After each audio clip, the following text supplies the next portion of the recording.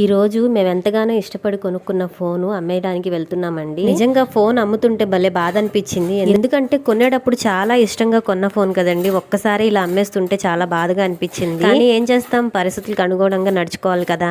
అసలు ఇంత సడన్ గా ఎందుకు అమ్మాల్సి వస్తుందో తెలుసా అండి. మేము హౌస్ ఒకటి రీకన్స్ట్రక్షన్ చేపిస్తున్నాం కదా, మా వర్క్ ఒప్పుకున్న మేస్త్రి కొంచెం హ్యాండ్ ఇచ్చాడండి. సో దానికోసం మనకు డబల్ అయిపోయింది అమౌంట్ అనేది. ఇంకా మొబైల్ విషయానికి వస్తే అమ్మితే అడవి కొంటే కురివిలాగా అయిపోయింది మా పరిస్థితి. అందులోని ఇక్కడ మైనస్ ఏంటంటే ఐఫోన్స్ ఇప్పుడు ఆఫర్ నడుస్తున్నాయండి. చాలా అంటే చాలా తక్కువ అయిపోయినాయి ఇప్పుడు. ఇక్కడ మా హస్బెండ్ చూసారా, నవ్వుతున్నారు కదండి, కానీ లోపల ఎంత బాధపడుతున్నారో నాకే తెలుసు. ఎందుకంటే నాకు ఎంతో ఇష్టమైన గోల్డ్ అమ్మేసేటప్పుడు నేను కూడా అంతే బాధపడ్డానండి. ఆడవాళ్ళు ఏంటంటే బాధని బయటికి ఎక్స్ప్రెస్ చేసుకోగలుగుతారు, కానీ మగవాళ్ళు అలా కాదండి, లోపల లోపలే దాచుకుంటారు.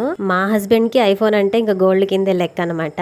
మొత్తానికి మేమిద్దరమే ధైర్యం చెప్పుకున్నామండి, ఏది ఉన్నా లేకపోయినా చిన్న ఇల్లు ఉంటే చాలు అని చెప్పేసి. అంతేనండి, ఈ విషయాన్ని మీతో షేర్ చేసుకోవాలనిపించింది, అందుకే షేర్ చేసుకున్నాను.